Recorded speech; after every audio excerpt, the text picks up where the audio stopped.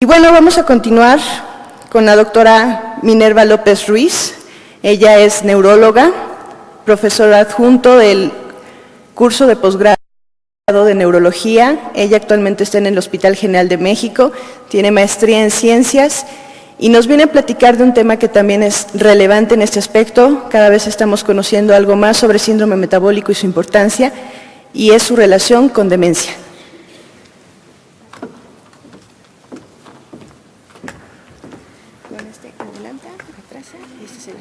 Gracias. Buenos días a todos. Agradezco infinitamente la invitación que me ha hecho el comité organizador, especialmente el doctor Antonio González, y es un placer estar con ustedes esta mañana. Bien, vamos a revisar un poco el tema que es diabetes y demencia. La demencia es una entidad que en los últimos años ha tomado una gran relevancia porque cada vez vemos mayores pacientes afectados con esta entidad. Pero en el transcurso de estos años, con los diferentes avances científicos e investigaciones, se han encontrado datos muy interesantes. Dejen ver si le entendí esta cosa. Ahí está. Se han encontrado datos muy interesantes, encontrando relaciones causales en el desarrollo de esta entidad que esta mañana iremos a revisar. Bien, por principio de cuentas veremos qué es la demencia, y la demencia pues es un síndrome caracterizado por la disminución o la declinación insidiosa, lenta, progresiva. Generalmente el inicio es subagudo y puede evolucionar en forma crónica, de las funciones mentales o de las funciones cognitivas previamente conservadas, como son la memoria, la abstracción, el juicio, el raciocinio, el discernimiento, el lenguaje, etcétera. Para que nosotros podamos hacer el diagnóstico de demencia, bueno, debemos incluir múltiples manifestaciones o alteraciones en las funciones cognitivas, es decir, de aprendizaje y conocimiento nuevo, y también alteraciones de tipo conductual. Podemos hacer el diagnóstico en base a los criterios que marca el DSM-4 y el NICS, donde lo que vemos es alteraciones en la memoria generalmente de corto plazo. Cuando nosotros vemos a los pacientes con demencia, los abuelitos nos comentan, pero con lujo de detalle, cuando se casó, cuando se conocieron, pero nunca se acuerdan qué desayunaron en la mañana, quién los vino a visitar el domingo, cuál fue la ropa que se pusieron el día de ayer, el recado que se le dejó, el hijo que lo vino a visitar, etcétera. Generalmente la memoria que se trabaja es la que primero se afecta, es la de corto plazo. En las etapas ya más tardías también se pierde la memoria de largo plazo, y también tenemos alteraciones con la memoria de trabajo o la memoria ejecutiva, de tal manera que ellos empiezan a perder. Algo muy sencillo que les preguntamos en la consulta es: ¿sigue guisando tu mamá? Sí. ¿Tiene el mismo sazón de antes? No. Se le olvidan los pasos y los procedimientos para la ejecución de los guisos que ella tanto hacía, o el sazón, o en los varones pierden también la memoria ejecutiva de trabajo para atornillar, para clavar un clavo, hacer cualquier tipo de las actividades que tenía. Y esto se asocia además a que no pueden adquirir conocimientos nuevos, y en muchos de los pacientes tenemos trastornos conductuales, dentro de los cuales podemos tener afectación como es depresión, irritabilidad, celotipia y conducta completamente anormal y pueril, como puede ser que tengamos un adulto de 65, 70 años con conductas de un niño de 3 a 4 años y berrinches del tamaño de un niño de 3 a 4 años. Bien, tenemos otro tipo de criterios, que es el deterioro adquirido y persistente en cualquiera de 3 de estas habilidades. Cuando la demencia es muy cortical, tenemos alteraciones del lenguaje. El paciente pierde la capacidad de articular y de expresar lo que está pensando. Su lenguaje no es coherente, no es congruente, no es bien articulado y no puede expresar en forma adecuada alguna idea. Tiene también pérdida de habilidades visoespaciales. Muchas veces ellos no pueden ver bien todo su campo visual por alteración cortical, sobre todo relacionado con alteraciones de tipo vascular, y también pierden la capacidad de medir la altura y el espacio. y de ubicarse entonces en un entorno. Así es que es muy fácil que si ellos quieren ir al baño, se pierdan y lleguen a la cocina, porque ya no encuentran el camino. Aunque era muy familiar, se empiezan a perder en la casa y es más fácil cuando salen a la calle. Empiezan a no encontrar fácilmente la ruta de regreso a casa o van al mercado que han ido toda la vida y no encuentran el pasillo con el puesto donde compran siempre la verdura o su fruta, aunque hayan pasado por ahí varias veces. Tienen este tipo de alteración en la coordinación. Tienen alteraciones en las praxias. De lo más común que tenemos, la praxia, la práctica de lo ya aprendido, son praxias del vestido, y vemos que se están vistiendo con las camisas al revés, se abotonan mal los botones, se ponen los suéteres torcidos, o con las mangas incorrectas, o se le queda torcido como el de la chilindrina. Bueno, es muy común que tengamos praxias del vestido. Vemos a las señoras con un maquillaje a veces inadecuado o no como ella lo tenían antes, o lo dejan de hacer. Alteraciones en las náuseas, nada de conocimiento nuevo, todo lo que les decimos se olvida y no se aprende. Y también puede estar asociado a alteraciones en el juicio, en el cálculo y en la abstracción. Cuando les preguntamos refranes muy comunes y conocidos para nosotros, como hijo de tigre pintito, de tal palo tal astilla, dígame qué significa para usted, ellos ya no pueden hacer la abstracción del significado. Y los juicios a veces puede ser que algo que era muy grave no les importa, o hacer reacciones exageradas ante cuestiones que no tendrían mayor importancia. La causa de demencia, si nosotros evaluáramos toda la demencia, hay varios tipos de demencia. Tenemos la demencia tipo Alzheimer, tenemos la demencia vascular, tenemos la demencia dentro de los otros, tenemos la de Piwik y otras causas degenerativas que van asociadas a entidades específicas en neurología. Si nosotros la dividiéramos en grandes grupos, podríamos ver que el 60% de todas las demencias que vemos son tipo Alzheimer. Y eso que decían antes, demencia senil, bueno, se decía comúnmente, pero no es demencia senil, es una demencia tipo Alzheimer. Y tenemos un 30% de pacientes que su demencia es vascular, es la segunda más común en frecuencia, y en algunos pacientes podemos encontrarlas imbrincadas. ¿Cómo están los datos epidemiológicos? Bueno, en el año 2000, la Asociación Internacional contra la Demencia encontró que había 24.2 millones de personas con demencias en el mundo. Se ha calculado que hay 4.6 millones de casos nuevos por año y se diagnostica cada 7 segundos un caso nuevo de demencia a nivel mundial. Se hizo una estimación en el año 2000 y se encontró que muy probablemente para el 2040 iba a crecer la demencia de manera exponencial, de tal manera que de 24.2 millones que había en el 2000 iba a ascender a 82 millones. Y esto secundario a que la expectativa de vida a nivel mundial se ha incrementado, vivimos más años.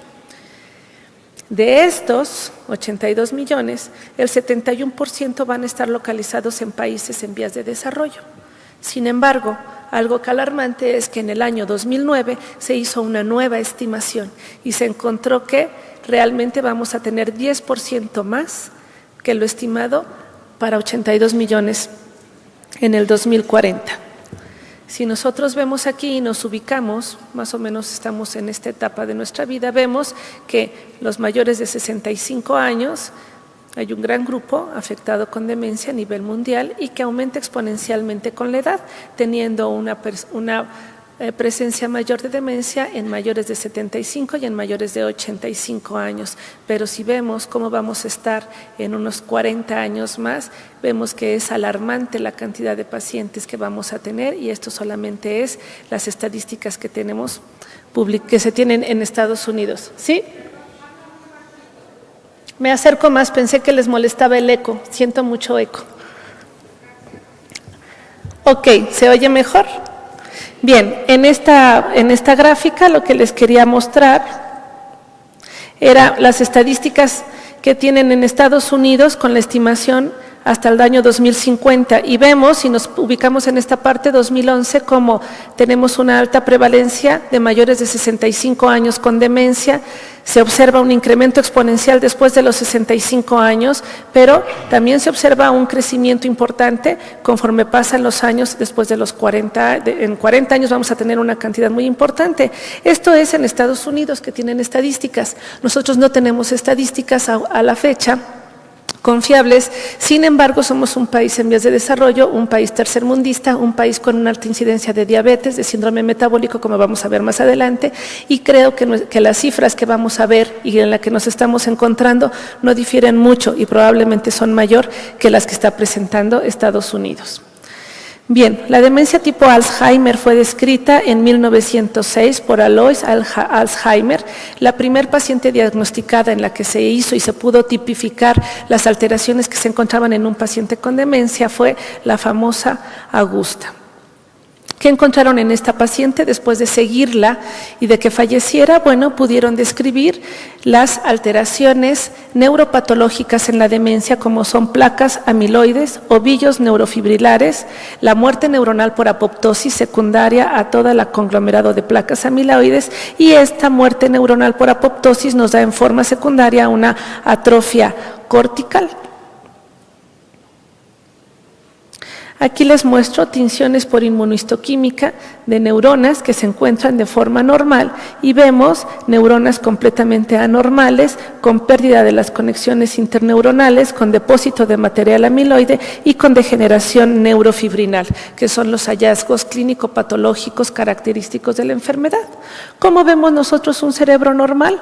Pues como lo vemos en esta porción superior.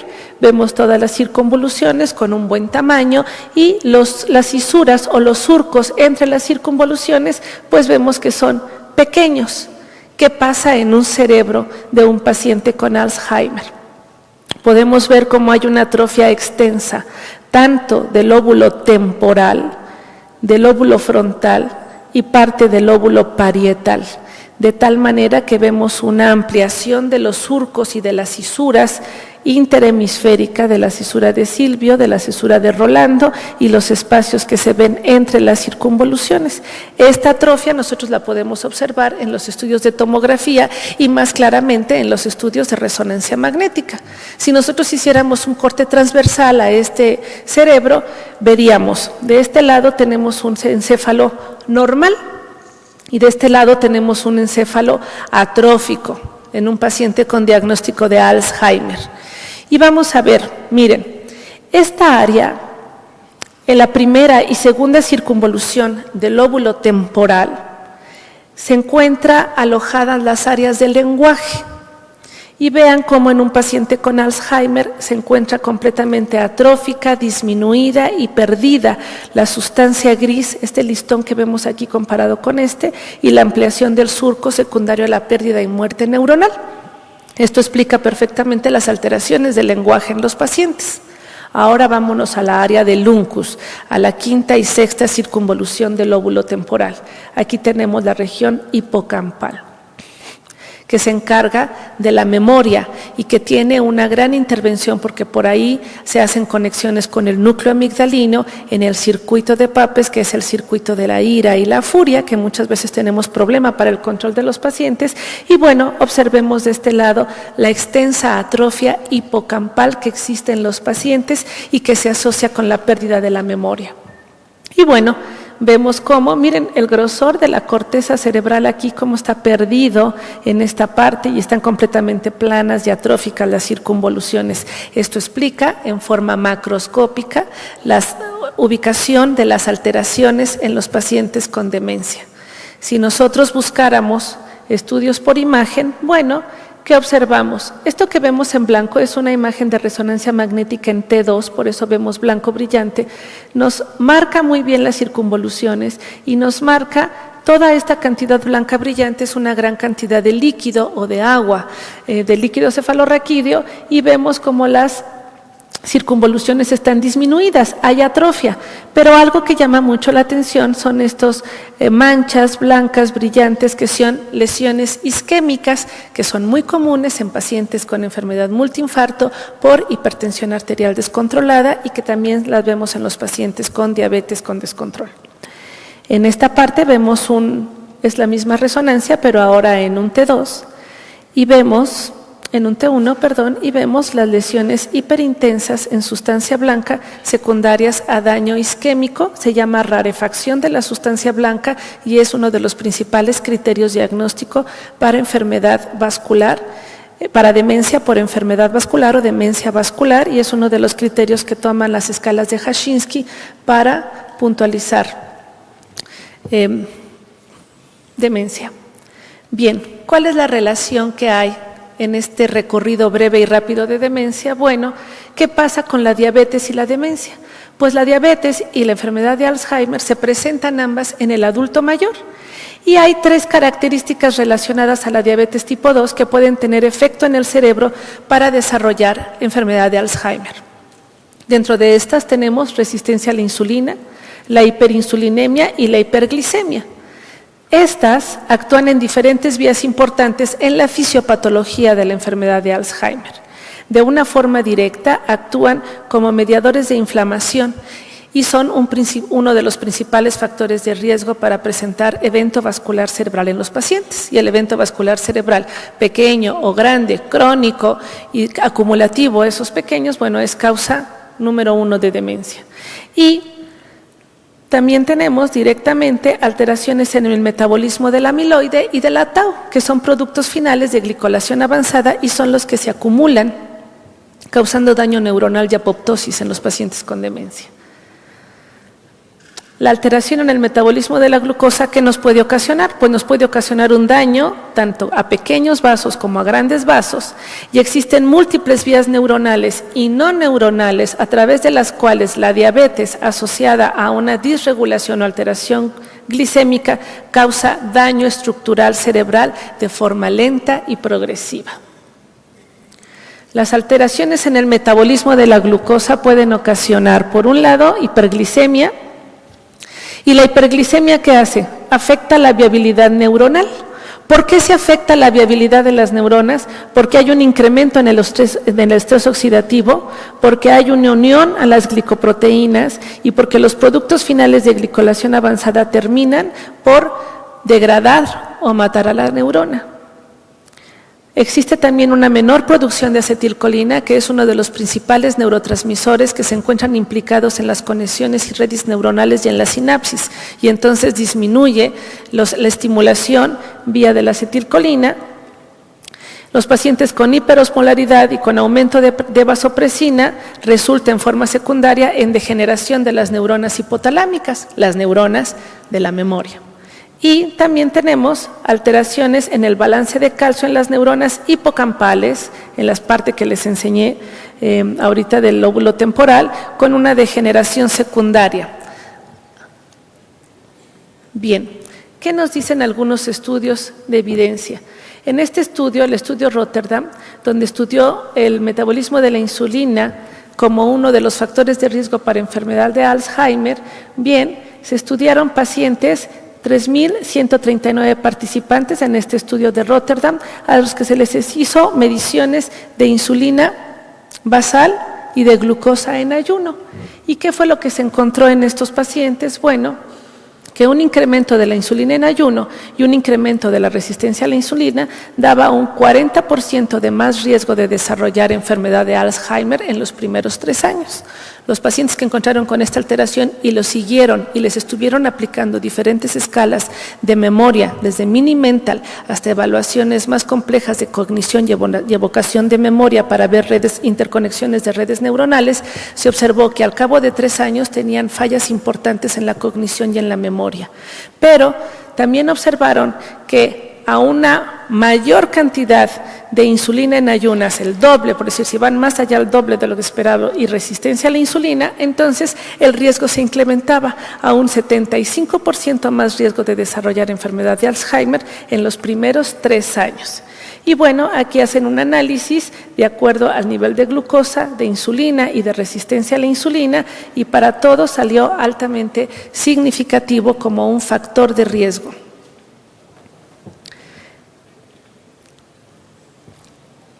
Aquí se hizo una correlación para ver la razón de momios o el riesgo relativo que había, si correspondía con un intervalo de confianza del 95% en los pacientes que estaban con glucosa en ayunas y los niveles de insulina en ayunas y resistencia a la insulina, y se hizo una correlación directa estudiando cuáles de estos pacientes tenían además el gen de la apolipoproteína E4, que es un gen implicado directamente en el desarrollo de la enfermedad de Alzheimer.